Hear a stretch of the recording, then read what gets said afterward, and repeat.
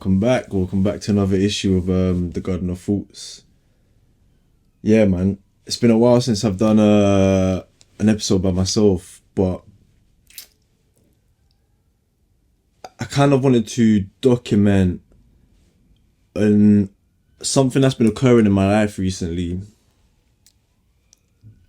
Something that's been allowing me to see perspective, or find perspective rather. Something that's been allowing me to sit back and analyze and also go through my own life. And I think, to be fair, this is a subject that quite a lot of people can relate to.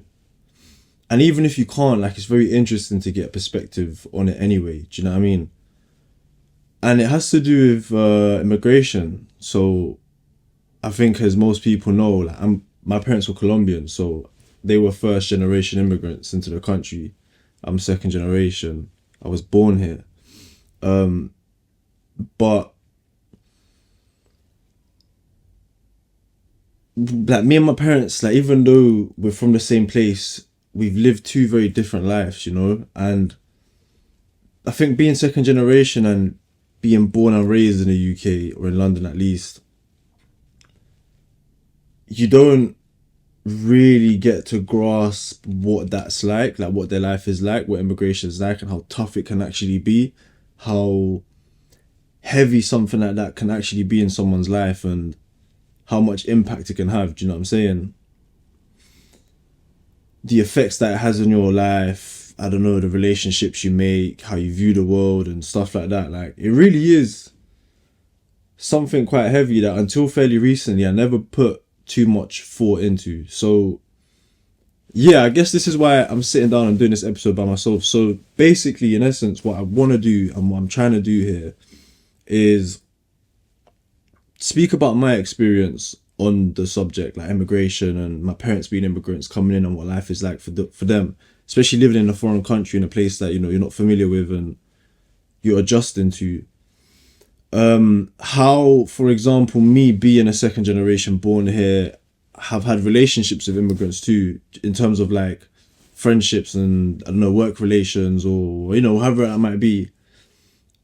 And how somebody who's been here already and is born and raised here knows the system, treats other people. And I think I also want to document what their experience is like. So the reason why this is two-part is because this first part rather, is a little bit about explaining my perspective. And the second part, I'm very fortunate enough to have a friend who is an immigrant. He is Colombian.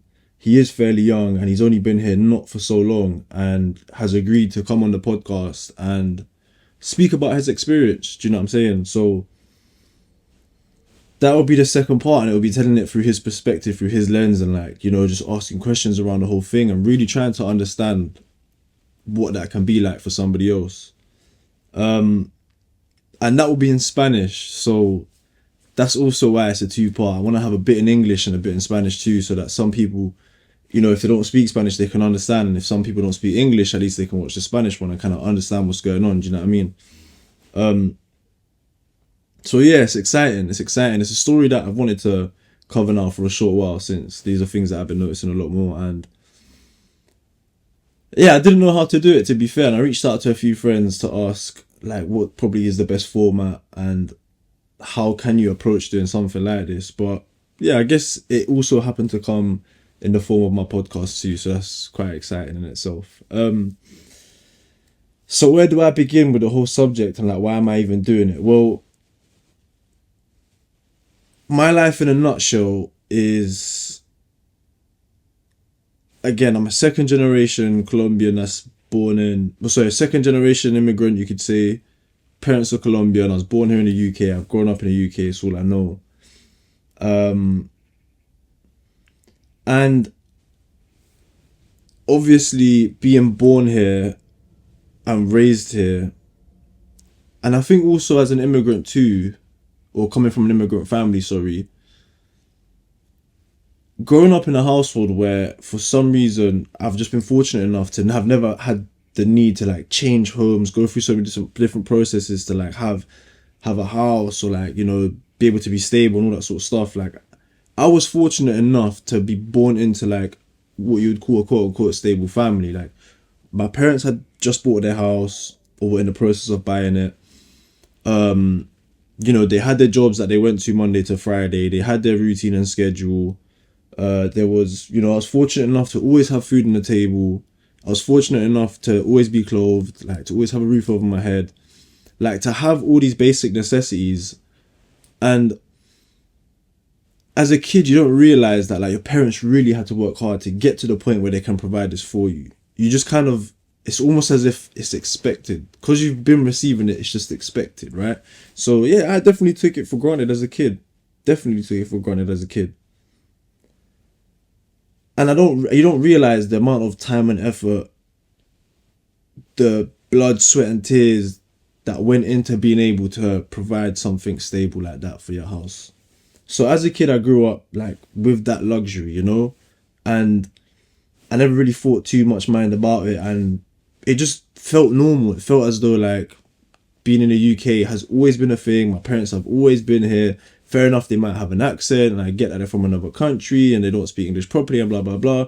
But it just felt like that had always been. And whenever my parents would speak to me about their experiences in Colombia or when they first arrived to the UK and how life was like for them then, I obviously understood it and I would listen, but it always felt like such a distant memory. It never really felt as though that had only just happened or it wasn't that long ago. Because in reality, when I'm about, I don't know, let's say for example, I was 10 years old, my parents had only been in the country for like, I don't know, maybe 10 years maximum. And fair enough, you say 10 years, it sounds like a long time, but in those 10 years, so much happens. And really and truly, 10 years isn't a lot. Like right now, I'm 26, but I remember what life was like when I was 16. I still recall, I don't know, the memories is quite clearly. I still, you know, can recall and like bring back memories of emotions of what I felt back then and how certain experiences affected my life. And do you know what I mean? And that was only 10 years ago. So it wasn't actually that much like that long ago. But yeah, as a kid, you kind of think of these memories as like very distant. Something that occurred like many moons ago and like it just doesn't really affect you now. And so obviously you grow up and like when you see your other friends who they've had generations that have been brought up here live life like slightly differently, you do question it a little bit. It's like, well, how comes I don't get the same extra luxuries, or how comes I don't get the this and that the next? But you don't understand this because your parents literally had just come over, figured it out, have just started the process of like really figuring it out, and you're only getting to grips with like making sure all the basics are good. And yeah, you kind of overlook that, do you know what I'm saying? Because you think that's always been, you think they've always known that. That's another thing too. Like as a kid, you always look at your parents as though they know everything. You know what I'm saying? Like they are like almost gods in a way because they're the ones that are raising you. So you go to them for everything because they know everything. But there, man, that's not the case. Like it's not the case. I think you got to give parents the grace of knowing that like they're only just figuring this out for the first time too. They've never done this before. Do you know what I mean? So it's interesting. It's interesting now that I look back at it as a much older person and I can, I don't know, draw from personal experience too. You know what I'm saying? So it's nice. It's nice. But yeah, so yeah, I don't know. So then obviously growing up then for the vast majority of my life, I just never really thought about what life was actually like for my parents and how around the corner it really could have been or can be or still is, to be fair, because you know there's people around me that I'm seeing this now all the time. And you just kind of felt like, I don't know, you've just always belonged to this particular part of the world or wherever it is. So you never really think too much minds about it. But then obviously as the older I got, the more conversations I'd have with my parents would start telling me what their plans were and stuff like that. It wasn't until when they moved back to Colombia and I decided to stay in the UK that things really started hitting me like tough, like real difficult. So I'd say it's when I started adulting, when I started like, you know, having to really take care of myself 24/7 and be responsible for me and me only. And here's how I thought about it. If, for myself, being second generation, having been born in this country, raised in this country, supposed to know the system because obviously I'm a product of this country, and supposed to be a bit more like clued up on everything, finding it extremely hard. Because it's true, like when I first started adulting and moved out, it was difficult. Like, fair enough, you try as best as you can, but hey, it's not easy, man. It's not easy. So if I found that experience extremely difficult, I started to think, like, imagine what that must have been like for my parents or people in a similar position to my parents, having moved from their country because of one reason or another. Nobody knows, right? It could be violence, it could be crime, it could be family problems, it could be because you just want something better, it could be because you're adventurous, like whatever the reason may be. They've come over to another country, boom. They've gone from living life in one particular manner to go into another country and try and start from the absolute zero again, live life from another manner, understand it from their perspective, understand it from their culture, understand it from their systems, understand it from how people in that country, how they maneuver through life. In a country where you don't speak the language, where you don't know anybody, there at the time isn't really, I don't know, like information at the tip of your fingertips, how we do nowadays. For example, your mobile phones, the internet, Google Maps, Translate, whatever it is. Like, we didn't have any of that, and you had to figure things out and build a new life. My hats off go to these people, honestly. Like, honest to God, I think about that and I say to myself, if I struggled having been born and raised here, imagine what that's like as a foreigner where you don't know anything about this country. It's tough. It's so hard. Like, I can't even think about it. You know what I mean? I can't fathom it. Like, I think it's so different as well if I was to move to another country. Having been born and raised in the UK, unfortunately, it kind of does put you at an advantage. Most countries speak English. Most countries, at least, they have people that want to speak English. And you live in a country, or I live in a country where the currency is incredibly strong. So no matter where I go, it's worth something. I live in a country where most people look at me and think, damn, like what I would do to have your life. So it's not the same. I wouldn't ever try to compare it, because obviously struggle is relative to the individual, but if you're just going to look at it from a very neutral perspective, like, come on, man. It's a lot, fam. It's a lot. It is a lot. It is a lot. So my hats off go to these people, and I think it's tremendous, fam. It's tremendous what they do. But yeah, now that I live alone and I see these things, like, I'm just like, yo, this is like mad eye-opening. Like, I really see now as a kid the amount of stress, the amount of plates they had to juggle, the amount of, I don't know, things that they just had to balance on top of just everyday living. And yeah, I guess, like, I do look back and I do think to myself, damn, like, had I been a bit more understanding of this, had I been a bit more aware of these sort of things, maybe even I would have had more patience with my parents too, you know? Because dealing with a lot of these things, and then on top of that, having to look after children too, and if they're being, naughty, rebellious, whatever it might be, like, it is tough, it's stressful. Like, I can see how it can really, push someone to that like limit or edge, or just kind of make someone, a bit snappy, or make someone just kind of think that, going down a strict route is the only way because it's the easiest way to keep someone in check. Like, I get it. I do understand it. I see it now. So yeah, man, I do think, like, had I known these things, like, looking back, maybe I even would have had a bit more patience with them. But I guess this is what life is about, innit? Like, you're never going to get things right from the very jump, and it's about looking back and reflecting and, I don't know, analyzing these things again, and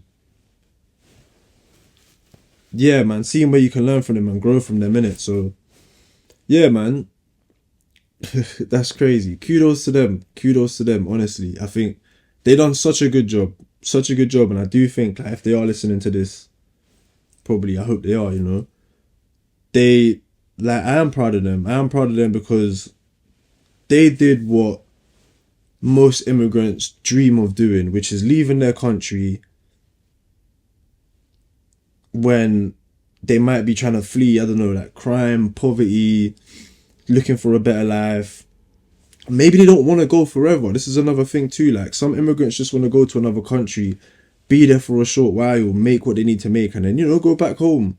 Give themselves just that advantage, give themselves better legs to stand on. And yeah, man, kudos to them because that's exactly what they done. They came here, they were here for 35 odd years, probably a little bit longer.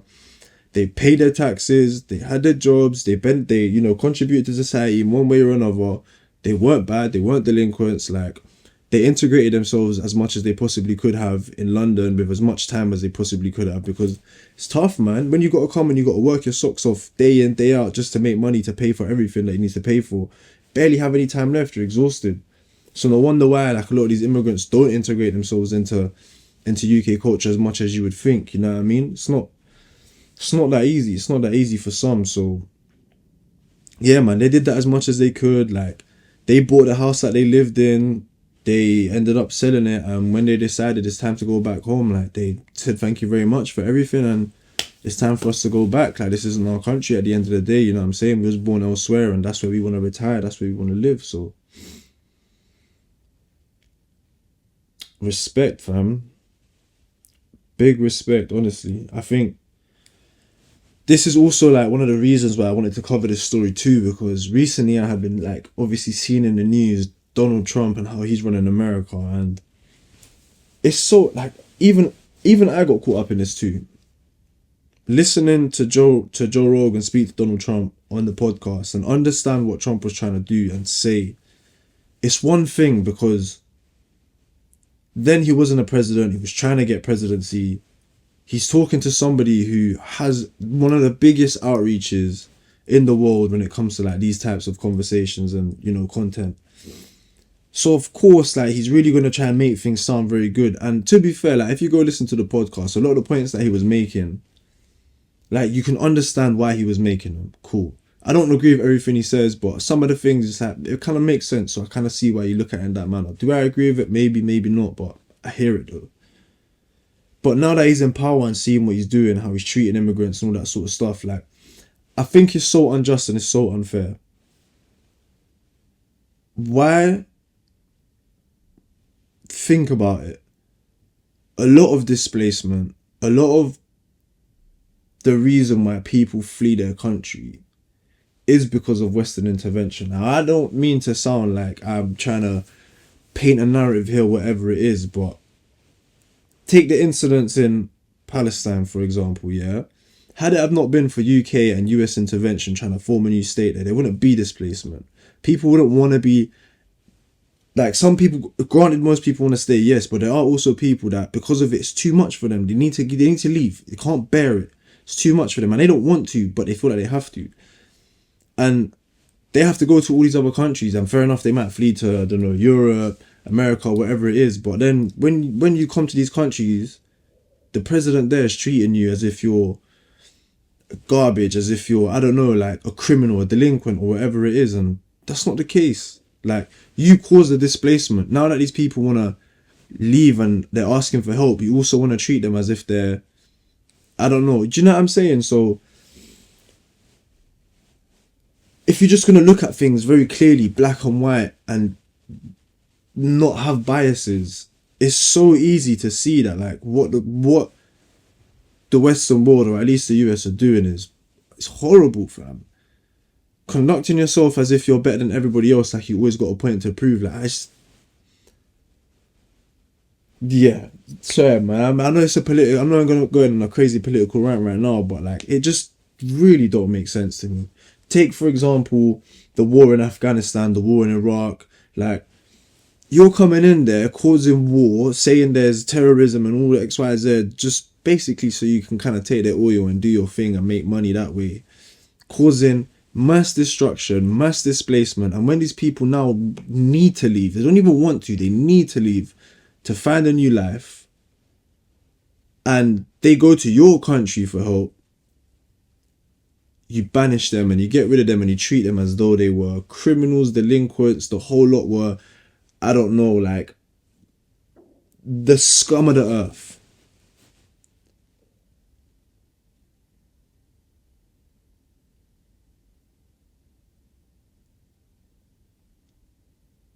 And I think seeing that, yeah, both on a wider scale and also seeing that on a smaller and intimate level in my personal life,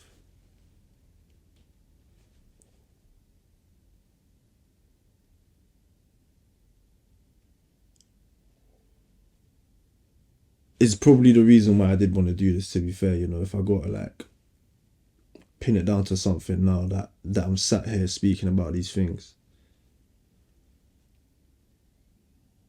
I just don't see how it's okay and how it's accepted. Do you know what I mean? And I think also, like, now being open to it and being made aware of these things, how can I not say something? How can I just sit there and be quiet when there's people out there really toying with everyone's lives, you know what I mean? Whether that's grand scale or even just very small and on a personal scale. It's not right, it's not okay, man.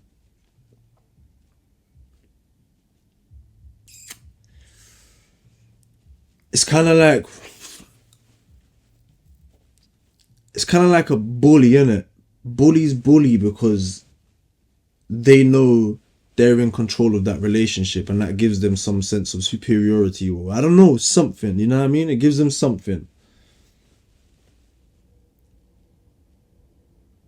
Like you're in control of that relationship, you know? But it's done in such a horrible and negative way, such a bad way. It don't make sense to me why, like, if you run your country a particular way, you now need to think that everybody else in the world needs to run their country in that particular way too, you know? Like, you do your thing. If that works for you, great, but leave other people alone and let them do what they do. But I don't know, man. To each their own. Like, I guess the world is the way it is because there's always gonna be like tyrannical people. There's always gonna be malice. There's always gonna be malintent. Like, there has to be a balance of everything, innit? In order to keep some sort of order in the world. So life is about managing that balance. But hey, man, I don't know. I do think like some of these things you can like maybe avoid. But whatever. We're sidetracking too much a little bit here on the topic. But in essence, like, now that I'm a lot older, I don't live at home with my parents. I live by myself. I have immigrant friends, and like I've seen their life up and personal and up close, and I've seen it in front of me, and I've seen how, you know, maybe what Trump does on a grand scale is done on a smaller scale, on a personal scale. At times, not always, but at times for sure. Like, I've seen how that affects other people's lives, and it's mad because it's kind of like a toxic cycle, innit? Where it starts, it's kind of like who what came first, the chicken or the egg, but it's there though, and it's a cycle and it repeats. And you might get an immigrant that comes to a country, he wants to do good, he wants to do well for himself. All he wants to do is build a new life and, you know, do something the correct way. But he's in a country where, fair enough, they might take in immigrants, but the system or the way they're treated or the way things are set out, it's really not made for them to win. And they're always going to get painted in such a bad light, and they always have a bad stigma around them from the jump when they haven't even done anything. So imagine coming into such a hostile environment like that and trying to thrive. Always feeling like you're getting beat down. Like, it's almost inevitable that some are going to fall through the cracks. And some are going to turn to like crime and delinquency because it is some form of retaliation. It's how they cope with being beat down so much. Do you get what I'm saying? So that's not really their fault though, is it? It's they're products of a system that's not built for them to win and flourish. It's only built for a particular certain amount few to win. So yeah, man, maybe if, again, I ain't a politic, I don't know how politics work, but you'd think that it would run off like logic and morality, but clearly it don't. But if, I were someone in power, like, I would consider maybe looking at things a little bit differently so that wouldn't be the case. If you think there's an immigrant problem in your country, well, maybe it's because of the way you're running it. Maybe it's not the immigrants. At the end of the day, we're all humans. We all are in this together. We all live in the same experience through a different lens. I ain't no better than the person next to me. And I think this is what a lot of people forget too, especially when it comes to immigrants. I don't know why, and I don't know why they're overlooked in that manner. It's so strange. But yeah, I think from personal experience though, having my own input in the whole matter too, it is also nice to really form relationships and form bonds and friendships with these people. Because one, they're my fellow countryman. Two, they're another human being just like I am. Three, these people are incredibly smart and interesting. They got so much to offer. I've learned so much of them already. I've made good friends. I don't, yeah, I don't know, man. Like, there's some real people, bro. Like, some real people. And it's refreshing to be around too, because at the end of the day, these are strangers. I don't know them that well, and like, I've only just got to meet them. But the level of trust and the level of, how can I say it, faith.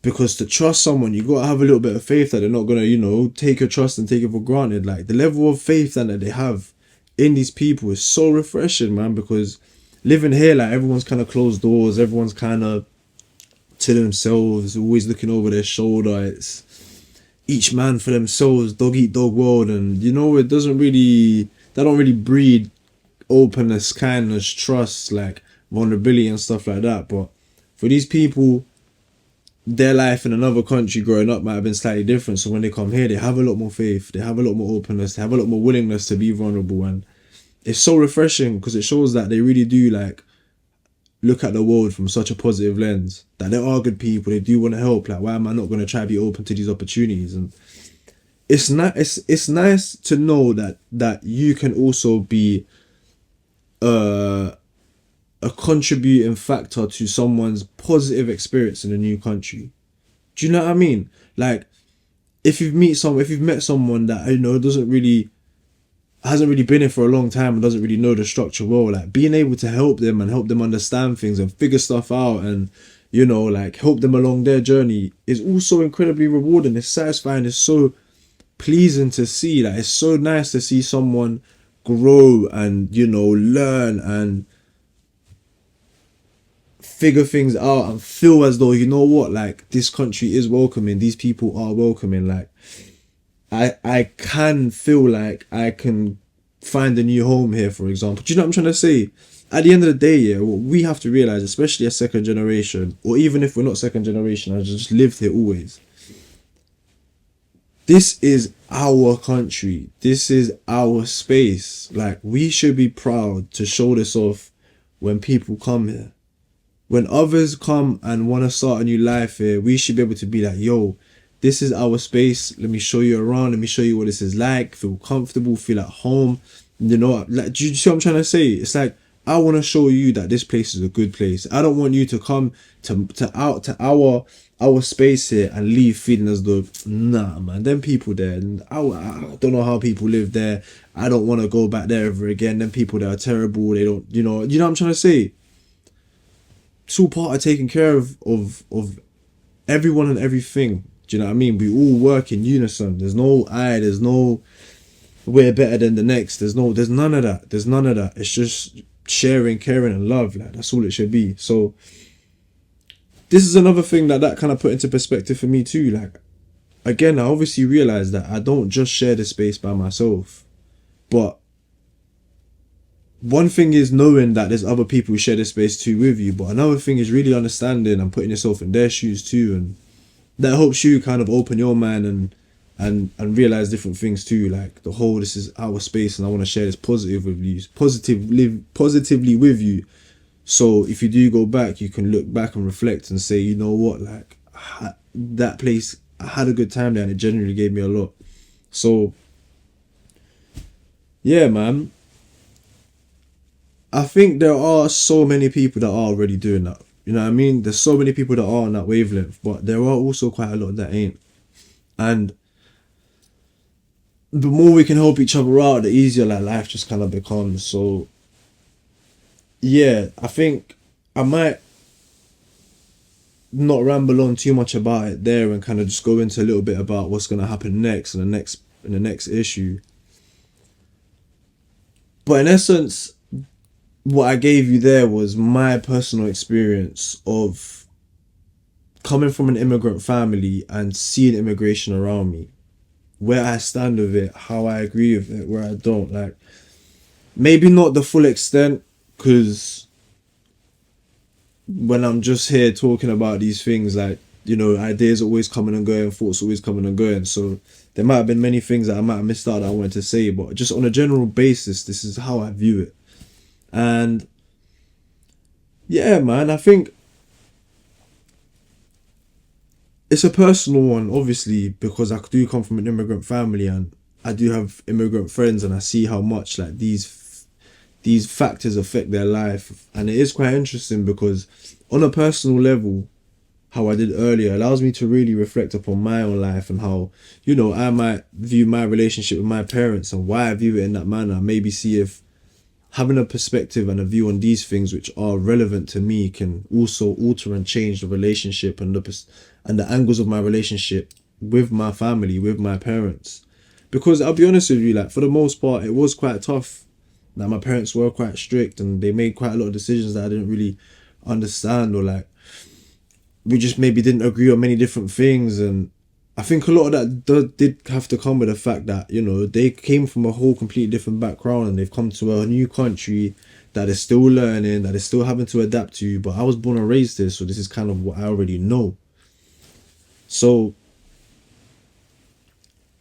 having that dynamic with my parents too was quite difficult. And, you know, now that I have immigrant friends, I understand it a little better, because for some reason you just kind of find a bit more patience with, you know, your friends maybe than you do with parents. I don't know. I did at least, innit? I did at least. And yeah, like having a bit more patience with them and understanding it through their lens. Now I kind of can relate that back to my parents and see it through their lens too. And yeah, man, I think for me it was an important story to cover. You know what I'm saying? It wasn't an important story to cover just because, again, those personal matters, and I think it's been quite nice. And in part two, what I'm really hoping to do and give is exactly that, like a personal account of what life is like in a new country as an immigrant, and whether, you know,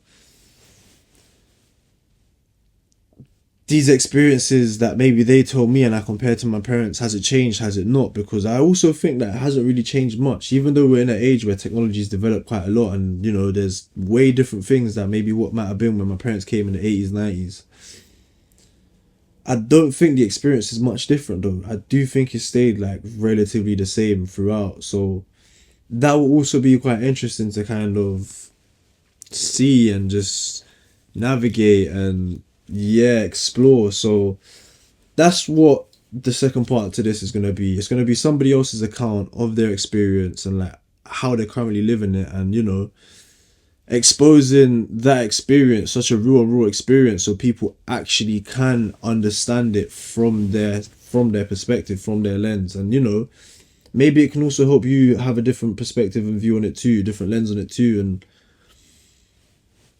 change opinions and perspectives, or if it doesn't, reinforce the ones that you already have. You know what I'm saying? So yeah, it's exciting. But for now, I think I'll leave it there. Just because there is going to be a part two, and, you know, I only wanted to offer my perspective here. And yeah, man, I look forward to seeing y'all again on the second rendition of my neighbor. Yeah, man. Peace and love always.